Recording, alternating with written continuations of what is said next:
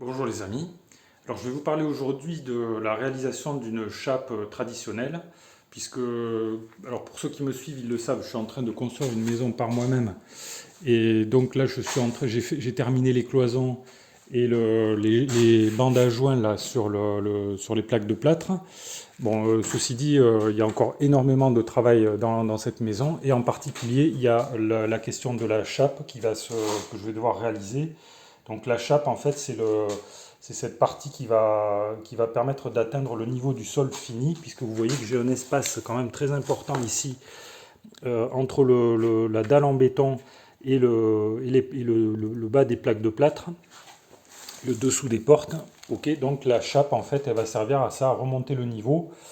Et également, je vais en profiter pour mettre une couche d'isolation, une couche d'isolant entre la chape et la dalle en béton. Ok, donc ce sont des plaques en polystyrène comme ceci, rainurées qui permettent de s'emboîter. Donc ils sont très très durs en compression. Ok, donc on peut y mettre vraiment du poids, quoi. C'est fait exprès pour y mettre des chapes, que ce soit des chapes traditionnelles ou des chapes liquides d'ailleurs. Comme vous pouvez voir, il s'agit de la marque Ursa. Donc, sont des spécialistes de l'isolation, voilà. Mais sachez que bon, il y a plein d'autres possibilités, il y a plein d'autres marques, hein, si ça vous intéresse. Donc, si jamais je vous mets des liens sous la vidéo, comme ça vous pourrez aller voir de quoi il s'agit, peut-être acheter. Et je vous mets des liens qui sont souvent sponsorisés, mais pas toujours, quoi.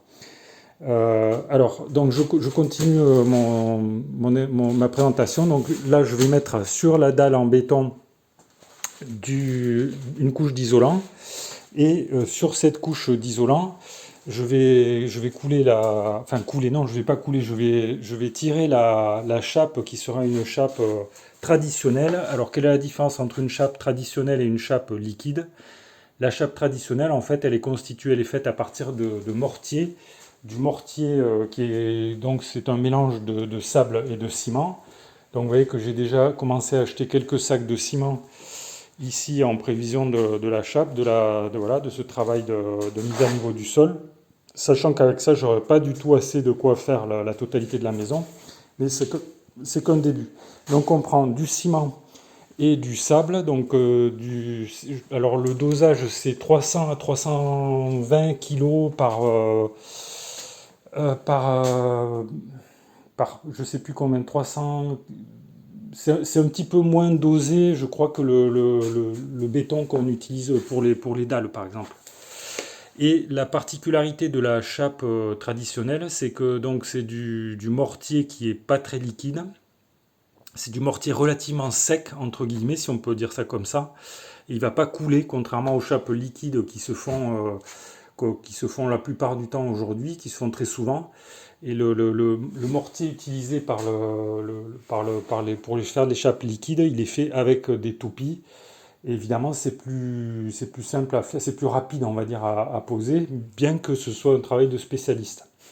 Donc moi, j'ai pas choisi de faire une chape liquide, j'ai choisi la solution à l'ancienne, c'est-à-dire du sable, du ciment et une bétonnière, et puis voilà, et de quoi tirer la chape. Alors, après concrètement, donc je vais disposer mes plaques ici, comme vous voyez sur le sol, mes plaques d'isolant, en les découpant, puisque c'est du polystyrène, ça se coupe sans difficulté.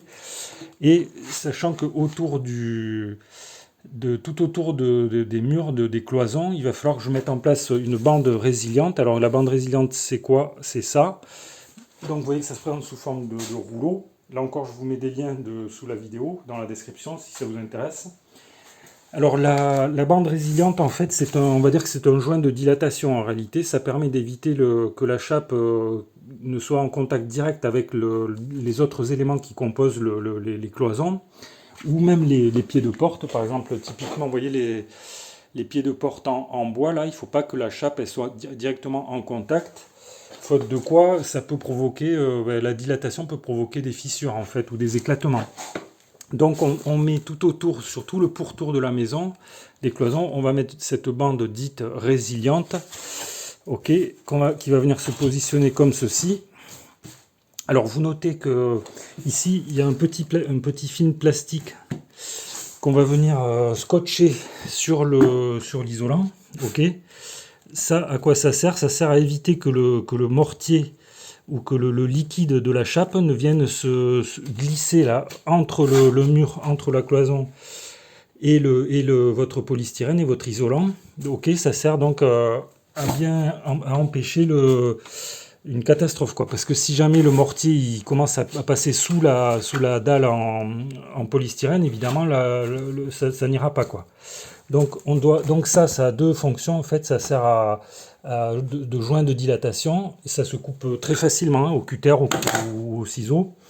Et ça sert également à éviter que votre mortier ou votre liquide de chape fluide ne coule là où il faut pas, quoi. Voilà. Donc, alors ça, sachez que là, sur ce que j'ai acheté là, il y a un scotch là qui permet de le coller directement sur votre cloison. Pour moi, ce sera pas utile. Ce sera posé comme ça. Donc ça c'est absolument indispensable en fait. Voilà. Donc ça, c'est pareil. Donc je vous mets des liens si ça vous intéresse dans la description. Voilà. Donc voilà le projet. Donc comme je l'ai jamais fait en fait, je sais pas ce que ça va donner.